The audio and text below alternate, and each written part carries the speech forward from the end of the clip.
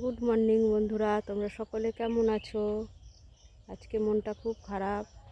প্রায় 2 মাস এসেছিলাম, আজকে বাড়ি ফেরার পালা। রাতে গাড়ি আছে, রাতে ট্রেনে আজকে গুজরাট ফিরে যাচ্ছি।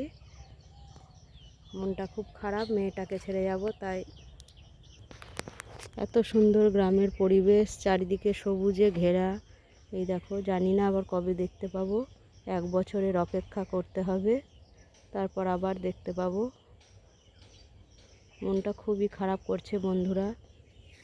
এই দেখো, মায়ের নিজের হাতে বসানো গাছ, ডাঁটাগুলো দুটো নেব ভাবছি। গাছে বসানো, এই দেখো বেগুন হয়েছে, দেখতে পাচ্ছ কি জানি না। এই দেখো আমার মায়ের নিজের হাতে বসানো গাছ।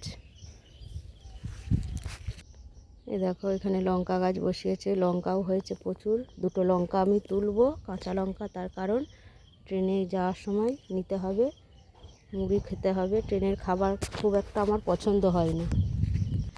এই দেখো বন্ধুরা, এই সরু সরু ডাঁটাগুলো পাতলা ঝোল খেতে খুব ভালো লাগে, তাই ভাবছি আমি 2টো নিয়ে যাব।